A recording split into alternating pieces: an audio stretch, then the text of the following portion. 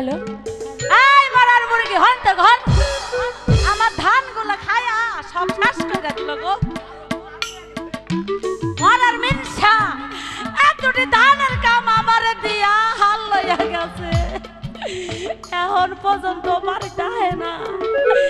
এই ধানের কাম করতে করতে আমার মাঞ্জাটা আর চলে না। ইস কখন যাইবো, এই ধান মেশিনে দিমু, চাল লই আইব, এই দিয়া আমরা পিঠা বানামু।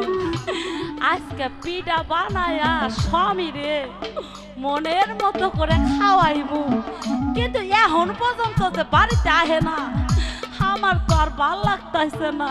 আরে ও কৃষানি, কৃষানি, কি হইছে? তোর চিল্লানি তো আমি ওই যে পালানে থেকে শুনতাছি। হন ভাই তো কি সমস্যা তোর? এই কড়া দান উড়াইতে যদি তোর এত এত চিল্লা চিল্লি বাজায় দেশ, তাহলে তো হারার মানুষ কাম করে না। ওই মরার ঘরে মরা, তোমার চোখ কি পকেটে করে লইয়া ঘরো? তুমি কি দেখবার পারো না এই পুরা বাড়ির কাম আমার একা করান লাগে? আহাহাহাহা, তুমি মাত্র একটা দান উড়ার কাম করবা, তোমার পাড়া বাড়ির কাম বলে তোমার একলাই, না জানি কি পরিশ্রম হইছে।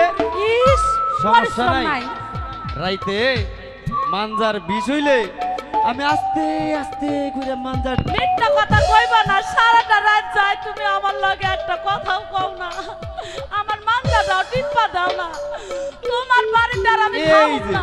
তোমার হাত ধরে কথা দিলাম, আজকে রাইতে থেকে শুরু করবো মানজা টিপে। সত্যি কইতাছো? সত্যি সত্যি আজকে কিন্তু সারা রাত আমার মাংসা টিপান লাগবো। অবশ্যই ঠিক। এখন কও, এই নতুন ধান দিয়ে কি করবা তুমি? পিঠা বানাবা? আরে হ, এই নতুন ধান দিয়া আজকে পিঠা বানায়া তুমি আর আমি খাবো।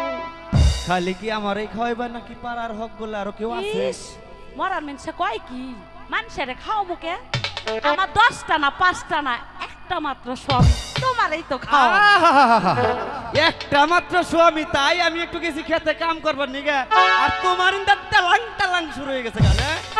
আমি কামুই এই যাইছি, আমারে কি সুন্দর করে পিঠা বানায় দেন। আরে দিমু তো দাও। আরে ও